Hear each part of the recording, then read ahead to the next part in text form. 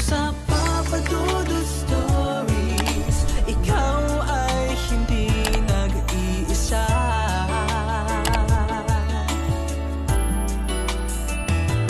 Dito sa Papa Dudut Stories, may nagmamahal sa'yo. Isang magandang gabi sa iyo at sa lahat ng mga nakikinig at nakasubscribe sa iyong YouTube channel. Ako po si Remo Onasier, tunay kong pangalan. 41 years old na sa ngayon at nakabase na ako ngayon sa Toronto, Ontario, Canada. Pero noong nasa Pilipinas pa ako ay isa kong masugid mong tagapakinig sa radyo. Kamakailan ko lamang po natuklasan ang tungkol sa inyong YouTube channel. At sinimulan ko na pong pakinggan ang mga kwentong upload mo. Tumatak sa akin yung mga horror stories, kaya heto ako ngayon na inspired na sumulat sa inyo para i-share ang aking nakakakilabot na experience. Sisimulan ko ang aking kwento ng hapon ng September 2, 2001. Tandang-tanda ko ang araw na ito. Ito ang araw kung kailan ko nakasama pauwi ng bahay mula sa eskwelahan namin sa STI College, si Nero. Bandang alas 5 ng hapon nakasakay kami ni Nero sa bus pauwi nang may nakita siyang isang lumang wallet na panlalaki. Nakalapag yun sa sahig malapit sa inuupahan namin. Agad na kinuha ni Nero ang wallet. Luma na ang wallet na ito, kupas na ang dating kulay itim. Laspag at nawawarak na ang tahi. May isang litrato sa loob. Tama kami ng hinala. Lalaki ang may-ari ng wallet. May kalumaan na ang litrato, malutong ang papel at kulay kalawang na. Mayroong nakaipit na mga tarheta, mga nakatiklop na papel, reseta ng doktor, tiket sa bus, 50 piso, isang 20 piso, isang 5 piso at 3 pisong barya. Wala naman talaga akong habol sa wallet. Maliban na lamang sa 78 piso. Gusto ko sanang paghatian naming magkakapatid yung pera, pambili kahit man lang ng burger. Ngunit ayaw ni Nero. Sa aming magkakapatid ay higit siyang mas mabait kesa sa akin. Gusto niyang isauli namin ang wallet sa may-ari. Baka raw mahalaga ito sa kanya dahil nga may resetang nakaipit sa loob. Gusto niyang ibigay na lamang sa driver ng bus ang wallet, kaya naman agad-agad ako nag-isip ng paraan upang huwag na niyang magawa ang binabalak niyang pagbigay ng wallet sa driver. Para kahit 2 kanto pa ang layo ng bababaan namin ni Nero ay pinahinto ko na ang bus dahil hindi pa siya handa sa pagbaba ay nataranta si Nero. Dali-dali niyang inayos sa mga bitbit niyang gamit at bumunot ng pamasahe namin sabay bayad sa driver. Ito po yung bayad, 2 galing tansa. Matapos magbayad at masuklian ay buwaba na rin siya. Ano ka ba? 2 kanto pa ang layo ng bahay natin dito sa pinagparahan mo. Biglang bumalik sa akin ang sisi.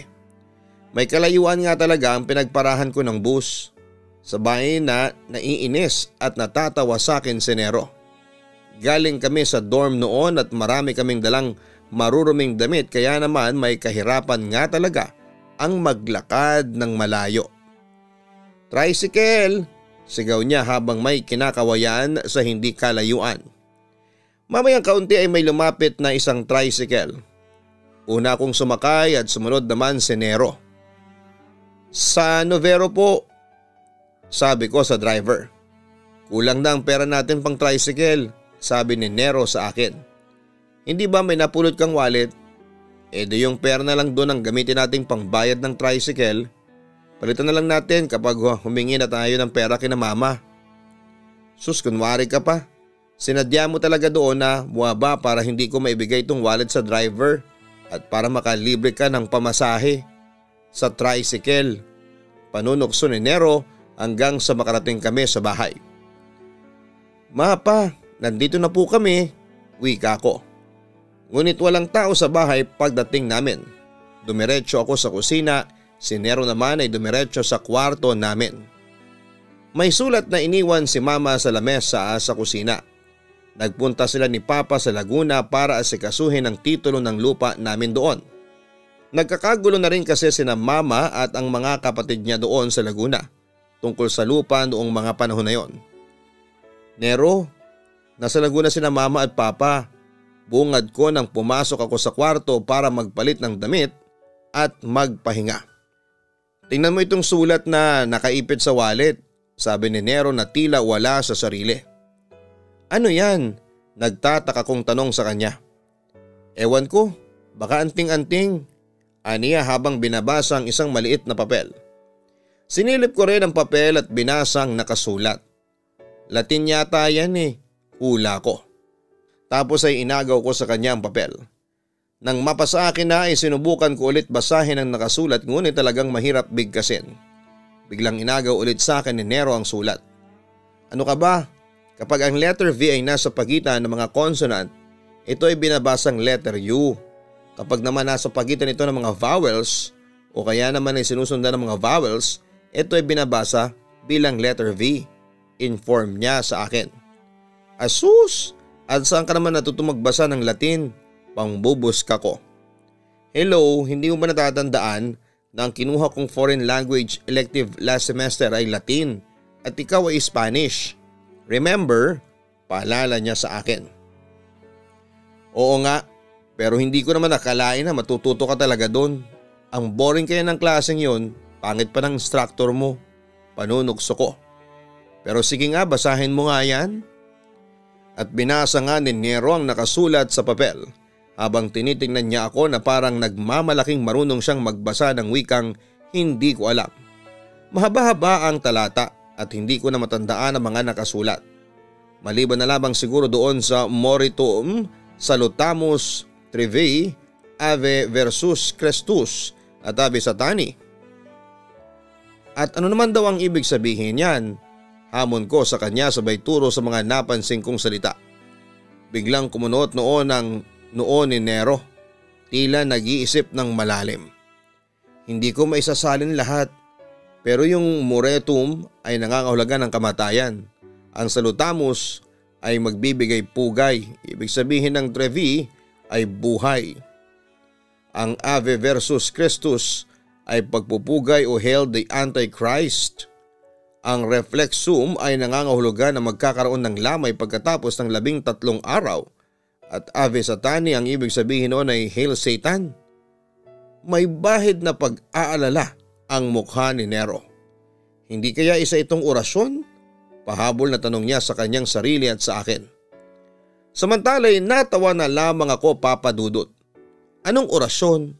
At para saan? Para pang bugaw ng mga langaw? Tumalikod na ako at nagsimulang magbihis. Wala na akong planong makinig pa kay Nero. Mahilig siya sa mga ora-orasyon, mga kababalaghan.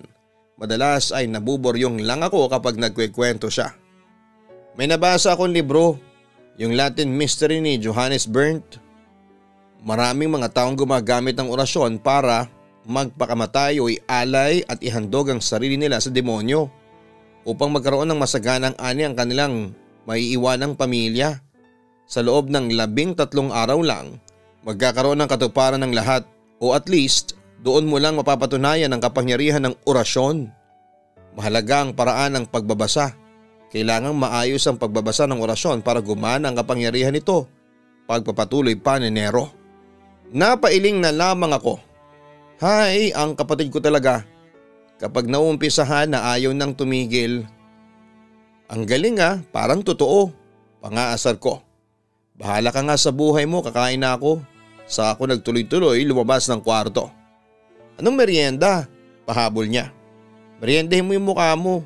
Balik ko sa kanya.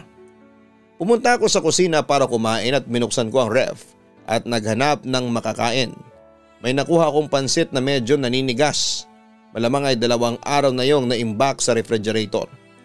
Isinalang ko ito sa microwave oven. Hinatid ko ang pansit sa 2 plato.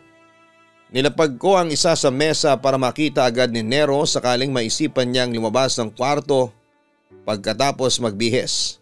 Ako naman ay pumunta sa sala at nanood ng TV habang kumakain. Hindi ko na malayang hindi naman pala sumunod na lumabas si Nero Bandang alas 6:45 na nang pumasok ako sa kwarto namin. Madilim ang paligid at nandun pa rin sa kwarto ang kakambal ko. Hindi pa rin nakakapagpalit ng damit pang bahay. O anong nangyari sa'yo? Nagmemeryenda ka na ba? May pansit sa kusina. Nagtataka kong sabi sa kanya. Ayoko na. Bigla akong nahilo pagtayo ko kanina. Kaya hindi na lang ako lumabas. Inform niya sa akin habang nanlalata. Nagugutom ka ba? Tanong ko. Hindi na, nalipasan na yata ako ng Hindi pa man natatapos magsalita si Nero nang bigla siyang masuka. Dali-dali siyang nagtungo sa banyo namin sa kwarto at doon sumuka ng sumuka sa lababo. Hindi ko siya sinundan dahil noong unay nandidiri pa ako kaya tinitingnan ko lamang siya mula sa kama. Pero makalipas ang ilang minuto ay bigla niya akong tinawag. Nanginginig siya habang sumisigaw. Parang may halong takot ang pagkakasigaw niya sa pangalan ko.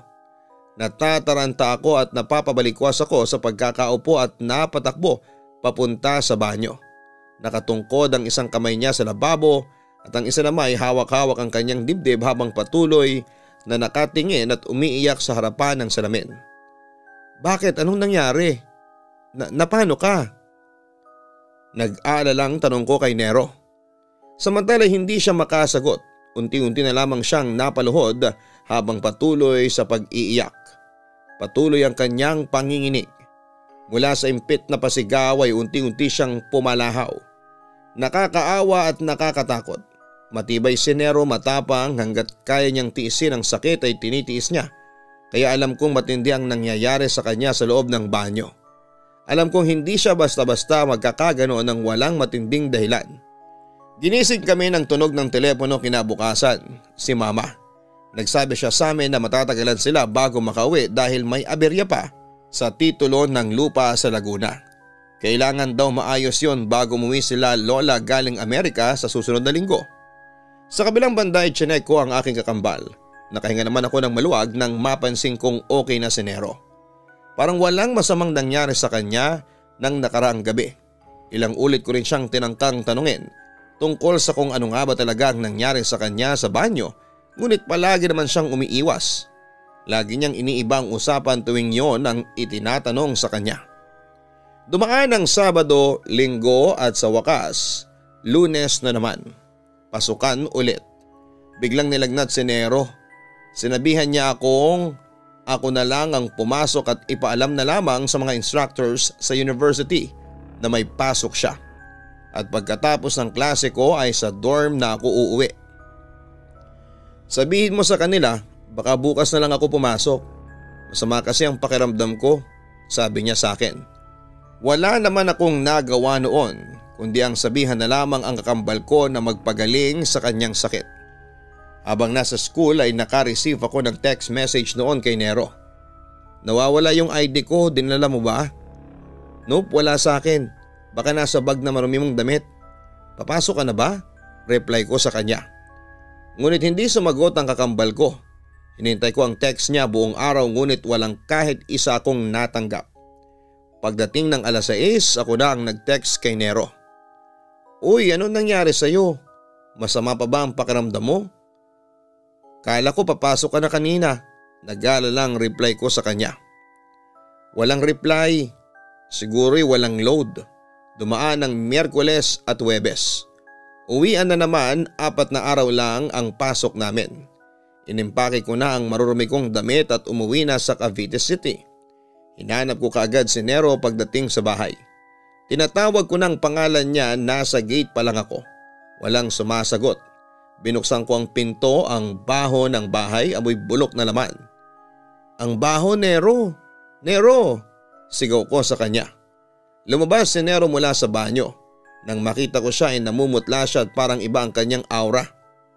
Pero dinedma ko na lamang muna yon kasi pagod ako galing sa biyahe. Nero, ano ba yung babaho? Amoy patay na daga. Reklamo ko. Diyan yun sa kapitbahay. Namatay kasi yung aso nila, nasagasaan. Matapos masagasaan ay nagawa pang makabalik ng kulungan at doon na namatay. Wika ni Nero sa akin. Samantala ay nakapansin ako ng kakaiba noon sa aking kakambal. Hindi siya tumitingin sa akin at bukod sa very alarming Ang pagkaputla niya ay para ba siyang bangkay na nabuhay. Bakit hindi inilibing? Tanong ko kay Nero patungkol sa namatay na aso. Wala yung may-ari, hindi pa umuuwi, ilang araw na. Hindi rin naman maililibing ng ibang kapitbahay dahil nakalak ang gate. Nakalak pala ang gate, paano nakalabas yung aso? Nagtataka kong wika sa kanya. Malay ko, tipid niyang sagot at umiwas pa rin ang tingin sa akin. Pagkatapos ay sinarado ni Nero ang bintana. Maya-maya pa ay naghapunan ako. Ayaw sumabay ni Nero dahil nawalan daw siya ng gana. Nang matutulog na ay pinilit kong tumabi kay Nero. Double deck kasi ang kama namin. Ako sa itaas at si Nero ang sa ibaba. Pero ayaw ko munang matulog sa itaas, Papa Dudut. Tapat na tapat sa bintana ang mukha ko. Tiyak na langhap ko ang amoy ng naaagnas na aso sa kabila. Nang mahiga ako ay amoy pa rin ang baho ng patay na aso. Dumikit na yata sa kama namin ang amoy at naisipan ko mag-spray ng air freshener. Ba't hindi ko naisip yan? Maya-maya ay wika ni Nero sa akin. Oo nga, ilang araw ka nang nagtitiis sa amoy dito. Hindi mo man lang naisipang mag-spray ng air freshener.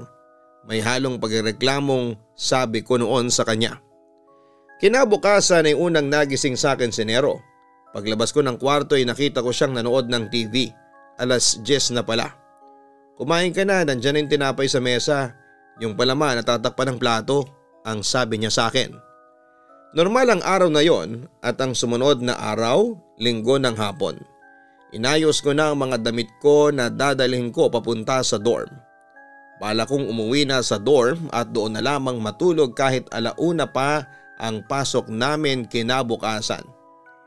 Ikaw, hindi ka ba sasama? Usisa ko sa kanya.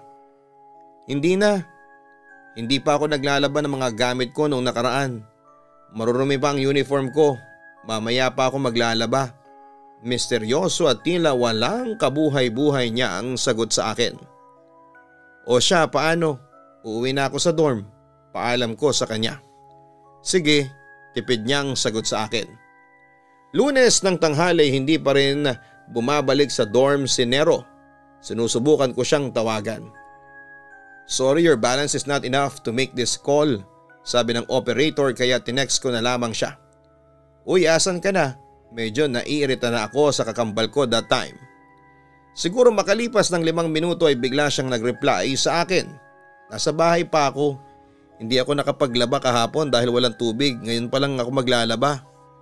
Napailing na lamang ako noon, Papa Dudut, pagkatapos ay iminaling ko muna sa iba ang atensyon ko. Natapos ang araw. Medyo nakakapagod pagdating sa dorm, nagpahinga agad ako. Mahaba ang tulog ko noong gabing yon, marahil nga dahil sa sobrang pagod. Pero Papa Dudut, kinabukasan ay nagising ako sa isang text mula kay Mama. Ang kapatid mo patay na. Umuwi ka kaagad. Para akong nawala sa sarili ko. Gumagalaw ako ngunit hindi ko maramdaman ang katawan ko. Hindi ako umiiyak ngunit nakatulala ako. Naligo ako at nag-ayos ng sarili. Habang nasa bus ay bigla ko naisip na baka nagkamali lang ako ng pagbasa o nagkamali si Mama sa pag-text. O baka gusto niya lamang akong biruin at sorpresahin pagdating ng bahay. Ewan, Papa Dudut, hindi ko alam. Basta ang alam ko lang ay kailangan kong umuwi kaagad. Habang papalapit na ang sinasakyan kong tricycle sa bahay, naroon sa labas ang double deck na kama namin ni Nero. Bukas ang gate at maraming tao. Hinanap ko kagad si Mama at nakita ko siyang umiiyak sa isang tabi habang may binabasang isang papel. Nang tinignan ko ay isa palang autopsy report. Ma, anong nangyari? Nagtataka kong tanong sa kanya. Nasaan ka ba ha, Remo? Hindi ka ba umuwi sa bahay? Kompronta sa akin ng aking ina. Umuwi po. Bakit, ano nangyari kay Nero? Naguguluhan kong tanong sa kanya. Inabot sa akin ni Mama ang autopsy report. Nagulat ako at nanlamig. Ayon sa report ay 13 araw nang patay si Nero. Natagpuan siyang patay sa ilalim ng kama. Naaagnas na. Nanginig ako at nilamig. Sino ang nakasama ko sa bahay nung umuwi ako nung Huwebes? Sino ang nakatabi ko sa pagtulog? Sino ang nagre-reply sa mga text ko kay Nero? Bakit siya namatay? Paano? hanggang sa naalala ko yung wallet na may Latin na orasyon. Psst! Dodi, pasok ka dito! Wika ng kapitbahay sa asong makulit at gustong lumabas. Nagulat ako at eto kasi yung asong sinabi ni Nero na nasa gasaan at namatay. So yun nga Papa Dudut, hindi galing sa patay na aso yung naaamoy kong mabaho. Sa halip ay galing pala sa naaagnas na bangkay ni Nero. Agad akong tumungo sa kwarto namin at hinanap ang wallet na napulot namin na may kalakip na orasyon. Nakita ko yung sa loob ng drawer at agad kong binuklat at hinanap ang Latin na orasyon. Naroon pa rin ang lahat, pati pera, kumpleto pa rin ang laman. Pagkatapos ay lumabas ako ng kwarto at tumungo sa kusina kung saan kumuha ako ng posporo at yung isang galon ng kerosene. Bala kong sunugin ang lahat ng laman ng wallet kasama na ang pera. Pero Papa Dudut, bago ko magawa yon, isang aparisyon ang aking nakita. Si Nero nakatayo sa malapit sa harapan ko. Nakatingin sa akin, namumula ang mga nanlilisik niyang mga mata. Natakot ako at napapikit. Inisip kong hindi yon ang kakambal ko, kundi isang demonyo o masamang espiritu. Nang dumilat ulit ako ay wala ng aparisyon. Dali-dali kong lumabas ng bahay at nilapag ang wallet at binuhusan ng kerosene. Pagkatapos ay sinindihan ko yon, habang pinagmamasdan ko naman na nasusunog ang lahat ng contents ng wallet na yon ay nakaramdam ako ng malamig na kamay na humawak sa aking balikat. Pagbaling ko ay nakita ko si Nero, pero sa pagkakataong yon ay nagdurugo na ang kanyang mga mata. At nang ibukan niya ang kanyang bibig ay lumabas sa kanya ang pulang liko doon na parang dugo. Dahil doon ay napasigaw ako at napatakbo palayo. At yun nga Papa Dudut, ang isa sa hindi ko makakalimutang experience sa buong buhay ko.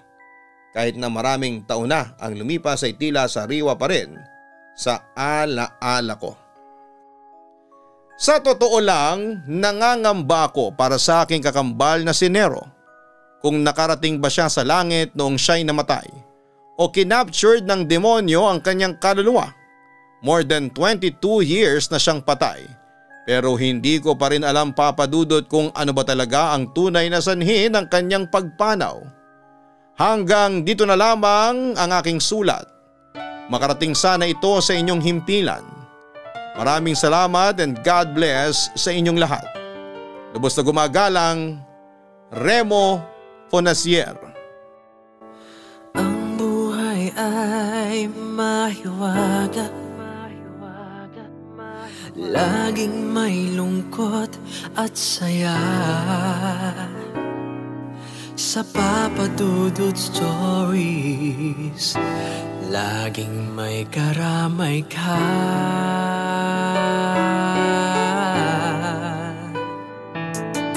Mga problemang kay bigat, dito ay pakikinggan ka. Sa Papa Dudut Stories, kami ay iyong kasama. Dito sa Papa Dudut Stories, ikaw ay hindi nag-iisa.